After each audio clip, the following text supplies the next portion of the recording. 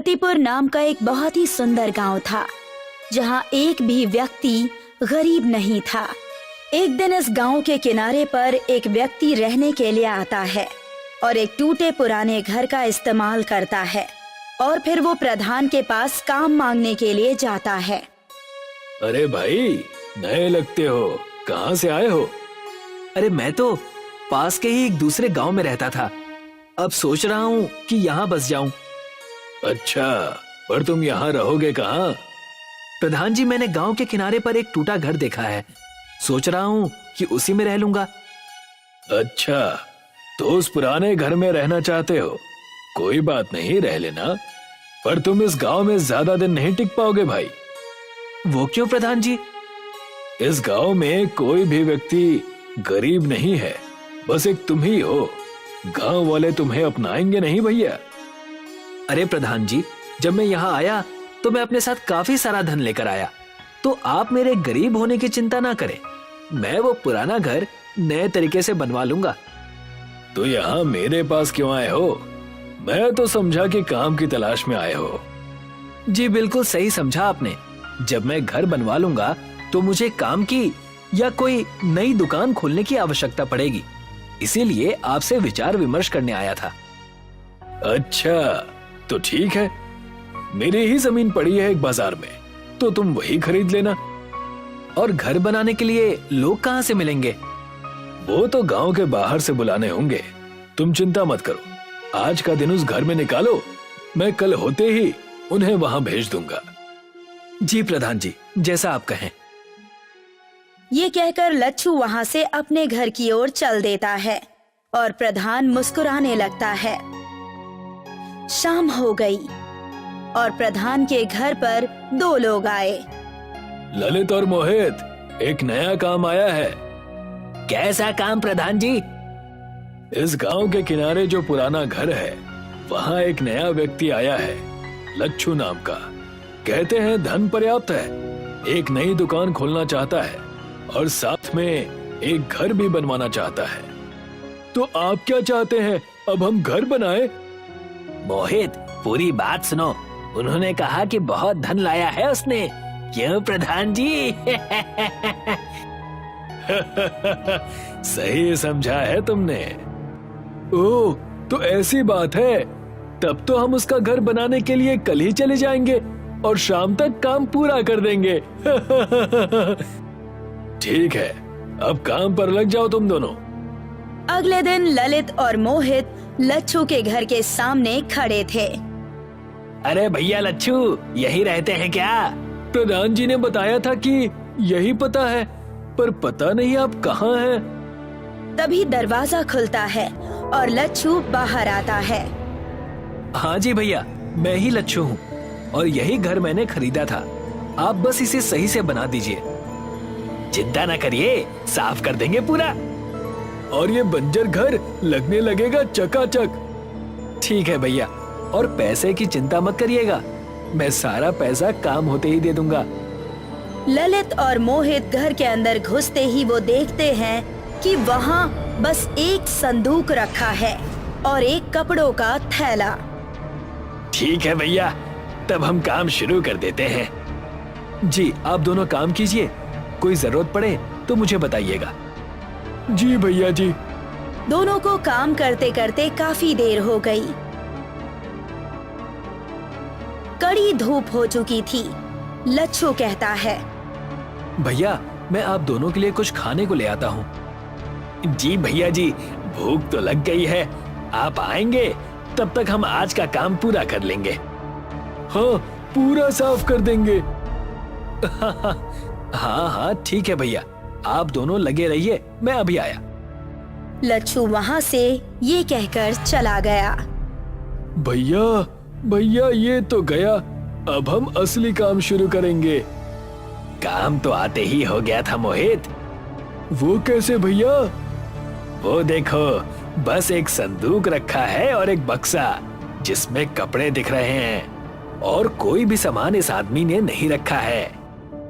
अच्छा, तो वो खजाना जरूर उस संदूक में ही होगा। आप तो बड़े होशियार हो भैया। चल मोहित, साफ कर देते हैं। दोनों भाई मिलकर उस संदूक को खोलते हैं। उन्हें सोने चांदी के सिक्के मिलते हैं। दोनों पूरा संदूक उठाकर वहां से भाग जाते हैं। अरे भैया ललित मोहित, कहाँ गए आप दोनों? मैं खाना ले आया। लच्छू चारों ओर सिर घुमाकर देखता है, पर उसे कहीं कोई नहीं दिखता। फिर वो देखता है कि उसका संदूक गायब हो चुका है। ये देखकर रोने लगता है। अरे लुट गया, मैं बर्बाद हो गया। मेरी पूरी जिंदगी की मेहनत चली गई। अब मैं क्या करूंगा? लच्छू प्रधान के घर चला जाता है। प्रधान जी, प्रधान जी। क्या हो गया भैया, तुम रो क्यों रहे हो? सब लुट गया, मैं लुट गया। थोड़ा शांत हो जाओ और मुझे पूरी बात बताओ। आपने आज जो 2 लोगों को भेजा था, उन्होंने मेरा सारा पैसा, मेरी जिंदगी की पूरी कमाई चुरा ली और वहां से भाग गए। ये कैसे हो सकता है? क्या उन दोनों ने सारे पैसे चोरी कर लिए? कितने पैसे थे उस संदूक में? बहुत पैसे थे, मेरी जिंदगी की कमाई थी उसमें। मैं अपनी सारी जमीन और घर बेचकर वो पैसे लेकर आया था कि इस गांव में आकर एक नई जिंदगी शुरू करूंगा। सोने चांदी के कई सिक्के थे उसमें। अच्छा, बड़ी ही दुखद बात हो गई ये तो भैया। रुको, मैं पानी लाता हूँ तुम्हारे लिए। जैसे ही प्रधान उठकर आगे बढ़ता है, उसके थैले से एक सोने का सिक्का गिरता है। लच्छू उसे उठा लेता है और बड़े ध्यान से देखता है। प्रधान जी, ये सिक्का मेरा है, यानी आप भी इस खेल में मिले हुए हैं। मुझे मेरे पैसे वापस कीजिए। अच्छा, तो तुम्हें आखिर पता चल ही गया। कोई बात नहीं, अब जब पता चल ही गया है तो क्या किया जा सकता है। बाहर आओ ललित और मोहित। ललित और मोहित दोनों वहां आ जाते हैं। तुम तीनों मिले हुए हो, मैं समझ गया। चुप भी करो भैया, पैसों का इतना मोह अच्छा नहीं है, इसलिए हमने तुमसे वो ले लिए।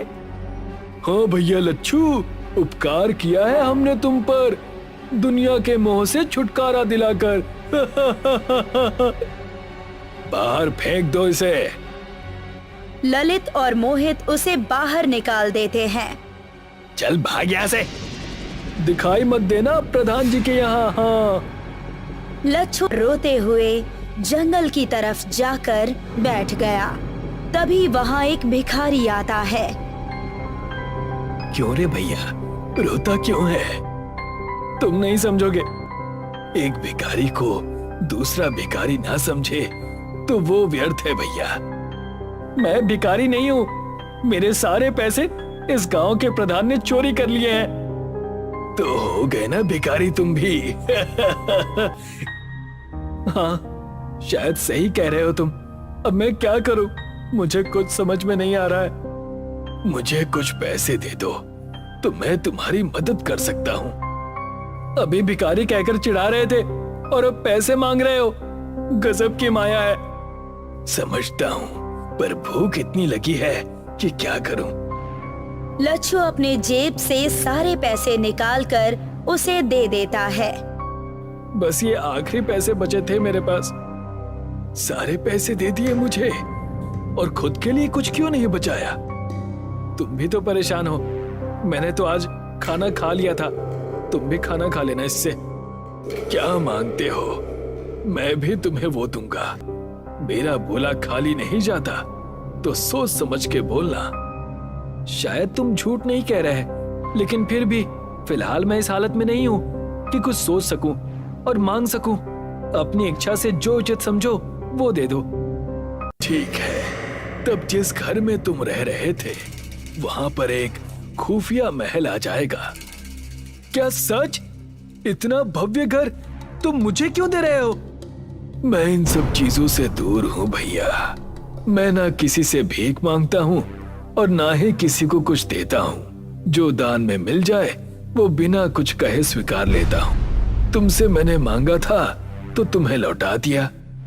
तभी भिखारी वहाँ एक संदूक प्रकट करता है और लच्छू को दे देता है। ये संदूक कैसा है?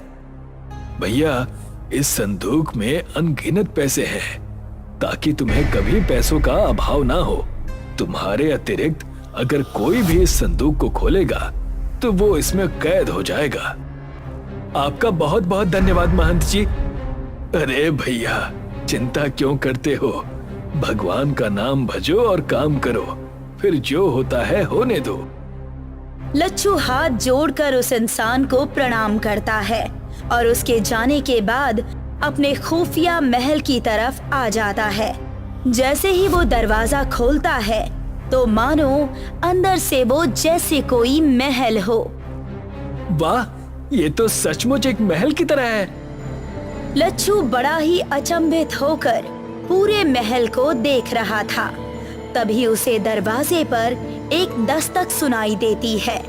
संदूक को रखकर वो दरवाजा खोलने के लिए जाता है। दरवाजा खोलते ही ललित मोहित अंदर घुसे चले आते हैं और एक पल के लिए भौचक्के रह जाते हैं। ये क्या है? कैसे? कहां से? कब से? क्या काम है? अब क्यों आए हो यहाँ? प्रधान जी! प्रधान भी घर के अंदर आ जाता है। क्या है? आप तीनों को अब क्या चाहिए मुझसे? दिव्य है ये भवन। कहां से तुम्हें मिला ये? तुमसे मतलब? अपने काम से काम रखो और अब चले जाओ यहाँ से। इस घर पर मैं कब्जा कर लूंगा कुछ दिनों में। और ये संदूक जो वहां दिख रहा है ना, इसमें लगता है बहुत पैसे रखे होंगे इसने। हाँ प्रधान जी, सही कह रहे हैं। वैसा ही संदूक है जैसा ये लेकर आया था। हमें लगा बस एक है इसके पास, पर इसने तो दूसरा भी छुपा रखा था। इतना दिव्य खुफिया महल मेरे जैसे प्रधान के लिए ही बना है, और ये संदूक इस महल के साथ मिल रही है। भाई वाह! चलिए इसे खोलते हैं प्रधान जी। नहीं, इसे मत छुओ। इसे बस मैं खोल सकता हूँ। अगर किसी और ने खोलने की कोशिश की तो पता नहीं क्या हो जाएगा। बेवकूफ समझा है क्या? लच्छू की बात काटकर प्रधान, ललित और मोहित उस संदूक को खोलते हैं और जैसे ही वो उसे खोलते हैं वो तीनों को अंदर खींच लेता है। लच्छू उन तीनों को देखता रह जाता है और फिर डर से तुरंत संदूक को खोलकर देखने लगता है। उस संदूक में बस हीरे और जवाहरात ही मिले और वो तीनों कहाँ चले गए इसका कोई पता नहीं चला। तब से लच्छू अपने खुफिया महल में रहने लगा। सूखापुर गांव में दिनेश नाम का एक लालची किसान रहा करता था। सूखापुर गांव रेगिस्तान में बसा हुआ था। उस गांव में वर्षा ना के बराबर होती थी। गांव के लोग गर्मी और सूखे की वजह से बहुत ज्यादा परेशान रहा करते थे। दिनेश के लालचपन की वजह से उसकी पत्नी रश्मि उससे बहुत परेशान रहती थी। एक तो हमारे गांव में वैसे भी सूखे का अकाल पड़ा हुआ है, ऊपर से तुम्हारा लालच समाप्त होने का नाम ही नहीं ले रहा। बकवास मत करो रश्मि। हमारा गांव वैसे भी रेगिस्तान में बसा हुआ है और रेगिस्तान में हर महीने बारिश तो होती नहीं है। लेकिन मैंने सुना है कि पहले हमारा सूखापुर गांव हरियाली से भरा हुआ था और यहाँ पर बहुत अच्छी वर्षा भी हुआ करती थी। हाँ, वो घिसी पिटी कहानी मैंने भी सुनी है कि उस समय गांव में किसी इंसान के लालच की वजह से किसी दैवीय शक्ति वाले पुरुष ने गांव वालों को श्राप दे दिया और उस दिन से इस गांव में हरियाली की जगह रेत ही रेत है। ये बिल्कुल सही बात है जी। आपको इस बात का मजाक नहीं उड़ाना चाहिए। देखो, मुझे तुम्हारी बकवास सुनने में कोई दिलचस्पी नहीं है। अगर तुम मेरे धन कमाने को लालच समझती हो तो समझती रहो। ना ही मुझे तुमसे फर्क पड़ता है और ना ही गांव वालों से। इतना कहकर दिनेश क्रोधित होता हुआ अपने घर से बाहर निकल गया। वो घर से कुछ ही दूर चला था कि तभी गांव का मुखिया दिनेश को देख गया। दिनेश मुखिया से नजर बचाकर छुपने ही वाला था कि तभी मुखिया की आवाज उसके कानों में टकराई। ऐसे मुंह छुपाकर भागने से कोई लाभ नहीं दिनेश। कोई ऐसा काम क्यों नहीं करते कि कभी अगर मुझसे बात करो तो आंख से आंख मिला सको। ऐसी कोई बात नहीं है मुखिया जी। मैं बस आपको देख नहीं पाया था। झूठ मत बोलो दिनेश, मैंने साफ साफ देखा कि तुम नजर बचाकर मुझसे भाग रहे थे। मैं आपसे क्यों भागूंगा मुखिया जी? क्योंकि परसों ही मुझसे बिरजू ने तुम्हारी शिकायत की थी। उसने कहा था कि तुमने कुछ रुपयों के लालच में अपनी बेकार की वस्तु सही बताकर उसे बेच दी। ये बिल्कुल अच्छी बात नहीं है। बिरजू एक गरीब किसान है, मत भूलो कि तुम भी एक किसान ही हो। मैं किसान के साथ साथ एक छोटा व्यापारी भी हूँ। और मुखिया जी, व्यापार में इतना तो चलता है। और वैसे भी बिरजू कोई दूध पीता बच्चा तो था नहीं, वो एक 26 वर्षीय हट्टा कट्टा नौजवान है। मैं इस गांव का मुखिया हूँ दिनेश। सिर्फ तुम्हारी पत्नी की शक्ल देखकर मैं चुप रहता हूँ, क्योंकि उसका व्यवहार बहुत अच्छा है। अगर तुम्हारी पत्नी का चेहरा नहीं होता ना, तो तुम्हें इस गांव से धक्के देकर बाहर निकाल देता। आप गांव के मुखिया जरूर होंगे, लेकिन इसका मतलब ये नहीं कि आपके मन में जो मन में आएगा आप वो करेंगे। मुखिया और सरपंच के जमाने चले गए, आज का जमाना कोर्ट कचहरी का है। अगर मुझ पर इतना ही क्रोध आ रहा है तो जाइए, जाकर किसी कोर्ट में मेरे नाम का मेरे खिलाफ मुकदमा दाखिल करा दीजिए। इतना कहकर दिनेश वहाँ से चला गया और मुखिया गुस्से से दांत पीसता हुआ बोला, पता नहीं ये अपने आप को समझता क्या है। एक दिन मैं इसे सबक सिखा कर रहूंगा। दरअसल दिनेश एक लालची किस्म का किसान था। वो खेती करने के अलावा तरह तरह की शहर से बेकार की वस्तुएं खरीद कर लाता और गांव वालों को सही बताकर उनसे अच्छी कीमत वसूलता और उन्हें मूर्ख बना देता। दिनेश एक छोटे से रेत के टीले पर बैठकर बोला, ये मुखिया अपने आप को पता नहीं क्या समझता है। जिस दिन मैं अधिक धन कमाने में सफल हो गया, उस दिन मैं स्वयं गांव का मुखिया बनूंगा और ये ईमानदारी जैसे बेकार के नियम फाड़ कर फेंक दूंगा। तभी वहाँ पर एक रेत का गुबार सा उठा और देखते ही देखते उस गुबार ने एक रेत के व्यक्ति का रूप धारण कर लिया। दिनेश ये सब देखकर डर गया। कौन हो तुम? मैं तुम्हारी बातें सुन रहा था। तुम एक लालची व्यक्ति हो और मुझे लालची इंसान बहुत पसंद है। तुम मुझसे चाहते क्या हो? तुम चाहो तो अपने गांव में वर्षा करवा सकते हो। वर्षा करवा सकते हो? वो कैसे? मैं तुम्हें उसकी शक्ति दूंगा, लेकिन उसके बदले तुम्हें गांव वालों से अधिक धन वसूलना होगा और अपने लालच को कभी भी समाप्त नहीं होने देना होगा। लालच की यही खासियत होती है कि वो कभी भी कम नहीं होता। लालच हमेशा बढ़ता ही रहता है। ये तो तुमने बिल्कुल सही कहा। अगर मुझे कुछ ऐसा मिल जाता है जिससे मैं अपने सूखापुर गांव में वर्षा करवा सकता हूँ, तो तुम्हें अंदाजा भी नहीं कि मैं कितना धनवान हो सकता हूँ। देखते ही देखते एक तरह से मैं गांव का राजा बन जाऊंगा। दिनेश की बात सुनकर उस रेत के व्यक्ति ने कुछ रेत दिनेश को पकड़ा दी। ये लो, ये जादुई रेत है। जब भी तुम इस रेत में से कुछ रेत अपने गांव में फेंकोगे, तुम्हारे गांव में वर्षा होना प्रारंभ हो जाएगी। मगर याद रखना, अगर तुमने गलती से भी ज्यादा रेत जमीन पर फेंक दी, तो तुम्हें अंदाजा भी नहीं है कि तुम्हारे गांव में क्या होगा। अब जाओ यहाँ से। दिनेश वहाँ से चला गया। दिनेश के जाते ही वो व्यक्ति हंसते हुए बोला, मूर्ख कहीं का, कितने समय बाद सूखापुर गांव में एक लालची व्यक्ति मुझे मिला है। अब समय आया है पुराना बदला लेने का। ये व्यक्ति अपने ही गांव को बर्बाद कर देगा। दिनेश उस रेत को लेकर सीधा अपने गांव पहुंच गया और सारे गांव वालों को एकत्रित करते हुए बोला, गांव वालों, क्या तुम चाहते हो कि हमारे सूखापुर गांव में वर्षा होना प्रारंभ हो जाए? ये तुम कैसी बातें कर रहे हो? कौन नहीं चाहेगा कि यहाँ पर वर्षा हो और यहाँ रेत की जगह हरियाली आ जाए? मेरे पास एक ऐसी शक्ति है कि अगर मैं चाहूँ तो इस गांव में वर्षा हो सकती है, लेकिन तुम्हें उसके बदले अपनी सारी संपत्ति मेरे नाम करनी होगी। वर्षा के बाद हरियाली होगी और तुम्हारी बंजर जमीन उपजाऊ हो जाएगी। उस जमीन में तुम जो भी फसल उगाओगे वो सारी फसल मेरी होगी। लगता है तुम पागल हो गए हो दिनेश। जरूर तुम्हारा ये गांव के लोगों को ठगने का नया तरीका होगा। नहीं मुखिया जी, ये मेरे ठगने का कोई नया तरीका नहीं है, बल्कि ये सत्य है। वैसे तो मैं तुम्हारी किसी भी बात पर भरोसा करना नहीं चाहता, लेकिन अगर गांव वालों का भला होता है तो मैं साथ देने के लिए तैयार हूँ। मेरी इस गांव में जितनी भी जमीन पड़ी है उपजाऊ होने के बाद उसकी सारी खेती मैं तुम्हें दे दूंगा, लेकिन पहले वर्षा करा के तो दिखाओ। दिनेश ने जैसे ही रेत का एक अंश जमीन पर डाला, देखते ही देखते आकाश काले बादलों से घिर गया और रेत में बसे हुए उस गांव में वर्षा होने लगी। सभी गांव वाले अपने गांव में पानी देखकर खुश हो गए। ये तो तुमने कमाल कर दिया दिनेश, तुम्हें ये चमत्कारिक चीज कहाँ से मिली? अपने काम से काम रखो मुखिया, और अपने वादे पर अटल रहना। इतना बोलकर दिनेश अपने घर पर आ गया। घर पर उसकी पत्नी खुश होती हुई दिनेश से बोली, गांव वालों ने बताया कि आपके हाथ एक चमत्कारी चीज लगी है जिससे गांव में वर्षा हुई है।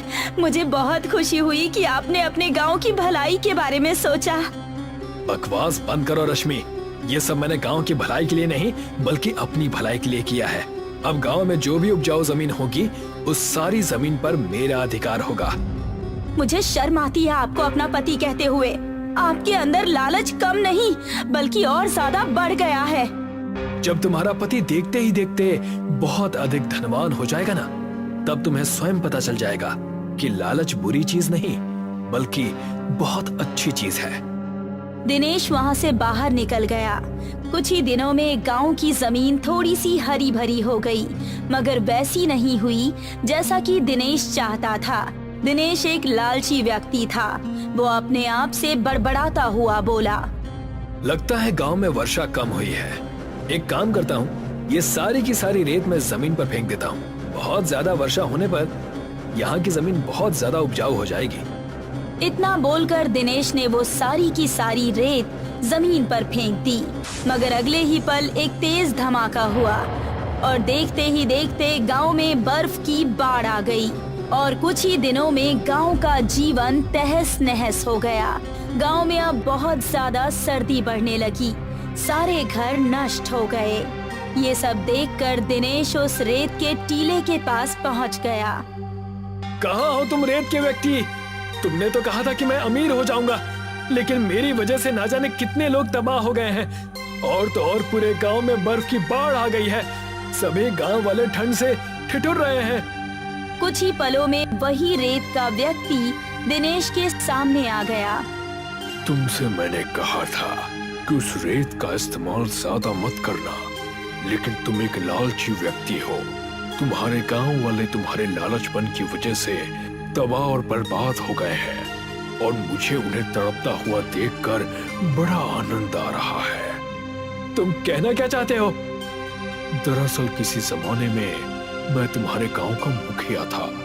मेरे लालच की वजह से मुझे और गांव को श्राप मिला था कि मैं और पूरा गांव रेत में परिवर्तित हो जाएं। बरसों बाद मुझे बदला लेने का मौका मिला और मैंने ले लिया।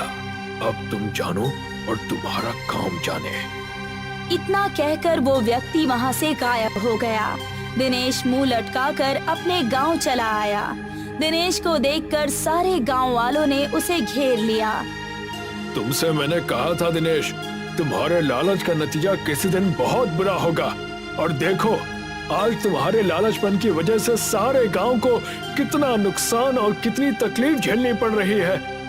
मुझे अपने आप पर शर्मिंदगी हो रही है मुखिया चाचा, मुझे क्षमा कर दीजिए।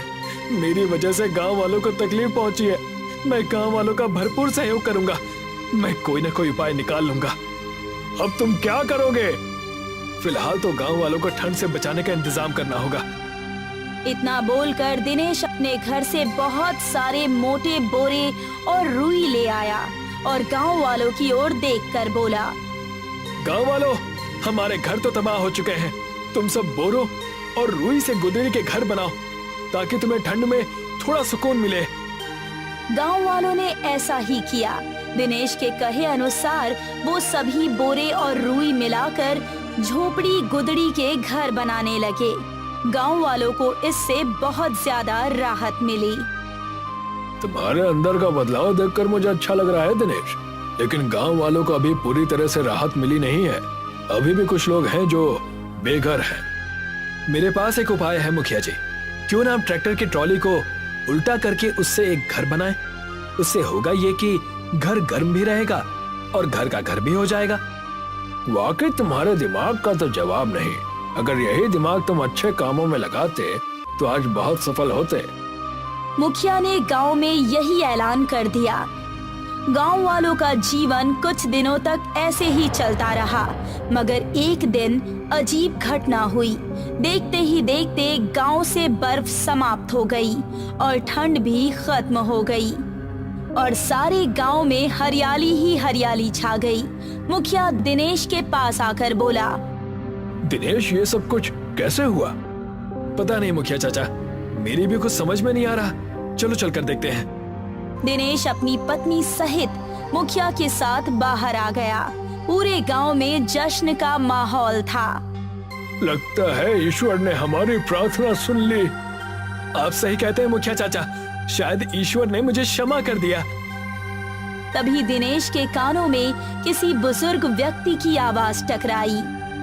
ये सब तुम्हारा ही कमाल है दिनेश। कौन है आप? और मैंने आपको पहचाना नहीं। मैं भी इसी गांव का व्यक्ति हूँ। वर्षों पहले इस गांव को एक श्राप मिला था। उस श्राप को दिनेश ने तोड़ा है। मुझे तो अभी भी ये बात समझ में नहीं आ रही। आप हैं कौन? बहुत समय पहले की बात है। एक साधु इस गांव में आए थे। साधु के पास कुछ मोती थे जो उसे शहर में किसी को देने थे, मगर गांव के मुखिया की नीयत खराब हो गई। मुखिया ने साधु के वो मोती चुरा लिए। गुस्से में आकर साधु ने मुखिया सहित इस पूरे गांव को श्राप दे दिया कि ये पूरा गांव रेत में परिवर्तित हो जाए, और वही हुआ। हाँ, लेकिन इससे मेरा क्या लेना देना? गांव वाले उस साधु के सामने बहुत गिड़गिड़ाए। तब साधु ने कहा कि इस गांव में कोई ऐसा लालची व्यक्ति जिसके लालच की कोई सीमा ना हो, जब वो सुधर जाएगा और उसके दिल में गांव के लोगों के लिए भलाई जन्म लेगी और उसका लालच समाप्त हो जाएगा, उस दिन उसका श्राप टूट जाएगा। और फिर वही हुआ। इतना कहकर वो व्यक्ति वहाँ से चला गया और गांव में सभी लोग खुशी खुशी रहने लगे।